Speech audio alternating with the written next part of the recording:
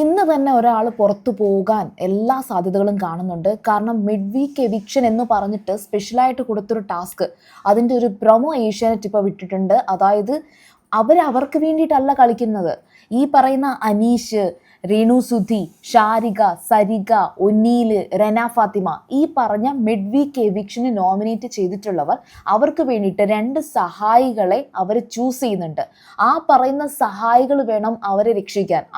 ആ സഹായികളാണ് നന്നായിട്ട് കളിച്ച് അവരെ രക്ഷിക്കേണ്ടത്.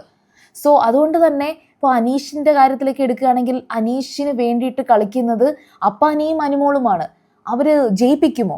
അതുപോലെ രേണു സുധിയുടെ കാര്യത്തിൽ ഒരു കുറച്ച് അഡീഷണൽ കാര്യം പറഞ്ഞാൽ കൊള്ളാമെന്നുണ്ട്. അതുകൊണ്ടാണ് ഈ ഒരു വീഡിയോ എടുത്തത് തന്നെ. അപ്പോൾ രേണു സുധിക്ക് വേണ്ടി കളിക്കുന്നത് ആര് എന്ന് ആ ഒരു പ്രൊമോയിൽ നമുക്ക് ക്ലിയർ ആയിട്ട് മനസ്സിലാക്കാൻ പറ്റിയിട്ടില്ല. ഏതായാലും ശരി, രേണു സുധി ഇതുവരെ എങ്ങനെ പെർഫോം ചെയ്തു അതിനനുസരിച്ചല്ലായിരുന്നു പുറത്തു നിന്ന് രേണു സുധിക്ക് വോട്ട് കിട്ടിയിരുന്നത്. ഓൾറെഡി ഒരു 2-3 തവണയായിട്ട് രേണു സുധി ബിഗ് ബോസിനകത്ത് നമ്മൾ കേൾക്കുകയും അതല്ലാതെയും ബിഗ് ബോസിൽ എനിക്ക് മതി, എന്നെ കൊണ്ട് പറ്റുന്നില്ല.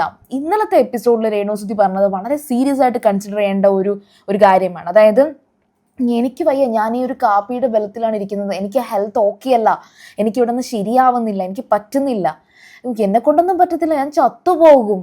ഇമാതിരി ഡയലോഗുകളാണ് രേണു സുധി പറയുന്നത്. അതുപോലെ തന്നെ ഈ ഒരു മിഡ് വീക്ക് എവിക്ഷന് വേണ്ടിയിട്ട് നിങ്ങൾ നോമിനേറ്റ് ചെയ്യേണ്ട എന്ന നിലയിലേക്ക് ഒരു ടാസ്ക് കൊടുത്തപ്പോൾ ഞാൻ ഇന്നലെ അത് വീഡിയോയിൽ പറഞ്ഞിട്ടുണ്ടായിരുന്നു.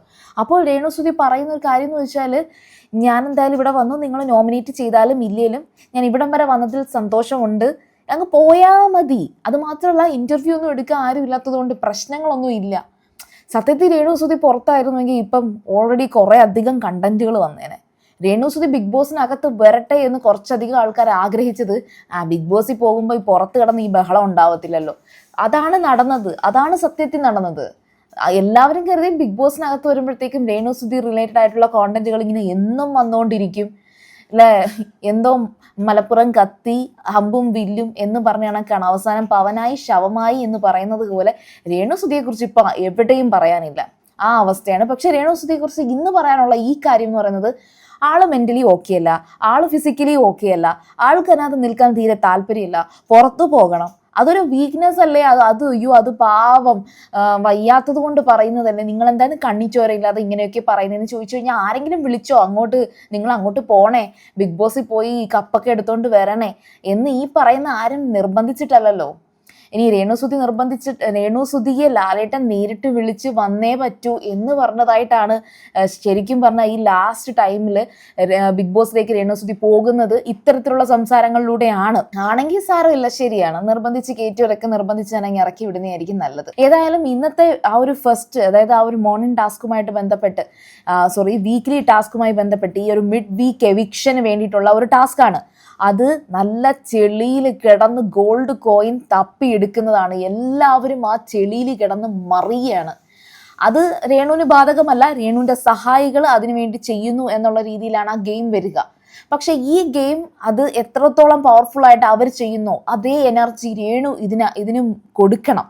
അല്ലെങ്കിൽ രേണുവിന് അത്തരത്തിൽ ഗെയിം കളിച്ച് നേടണം. അല്ലാതെ രേണു ഫാൻസ് അസോസിയേഷൻ്റെയോ PR വർക്കുകളുടെ ഹെൽപ്പോട് കൂടിയോ വോട്ട് നേടി എല്ലാവർക്കും, അത് രേണുവിൻ്റെ കാര്യം മാത്രം പറയുകയല്ല, ഇപ്പം ശൈത്യയുടെ കാര്യത്തിലൊക്കെ ആണെങ്കിലും വോട്ട് നേടി ഇത്തവണ ജയിച്ചു. അത് പക്ഷേ ഈ ഒരു ഗെയിം കളിക്കുമ്പോൾ ഇനിയും അത് കണ്ടില്ലെന്നുണ്ടെങ്കിൽ ഈ ഒരു മിഡ് വീക്ക് എവിക്ഷൻ എന്ന് പറയുന്നത് സൂപ്പറാണ്. കഴിഞ്ഞ ആഴ്ച അങ്ങനെ ഒരു എവിക്ഷൻ വന്നതായിരുന്നു. ആ എവിക്ഷനകത്ത് ശൈത്യനെങ്കിലും പുറത്താക്കാൻ പറ്റിയിരുന്നെങ്കിൽ ഇവർക്ക് കുറച്ചുകൂടെ സേഫ് ആകാമായിരുന്നു.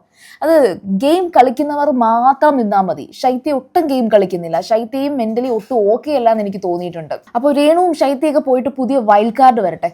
അപ്പോൾ ഏതായാലും ശരി, നിങ്ങളുടെ ഈ ഒരു അഭിപ്രായം എന്താണ് ഈ ഒരു വിഷയത്തിൽ? കാരണം എന്ന് വെച്ചാൽ ഇനി അങ്ങോട്ട് എന്തായാലും ആദ്യത്തെ വീക്ക് തന്നെ ഒട്ടും ഈസി ആയിരുന്നില്ല, അടുത്ത വീക്കും ഒട്ടും ഈസി ആകാൻ ഒരു സാധ്യതയില്ല. പിന്നെ ജിസേലിൻ്റെ കാര്യം നമുക്ക് അടുത്ത വീഡിയോയിൽ പറയാം. അപ്പോൾ നിങ്ങളുടെ അഭിപ്രായങ്ങൾ പറയുക. ആദ്യമായിട്ടാണ് സീരിയൽ ഗ്രാൻഡ് നിങ്ങൾ കാണുന്നതെങ്കിൽ, പരിചയപ്പെടുന്നതെങ്കിൽ ഉറപ്പായിട്ടും ചാനൽ ഒന്ന് സബ്സ്ക്രൈബ് ചെയ്ത് കമൻ്റ് ഒക്കെ ചെയ്ത് നിങ്ങൾക്ക് എന്തെങ്കിലുമൊക്കെ ചെയ്യുക കേട്ടോ. ഓക്കെ, ശരി, ബൈ.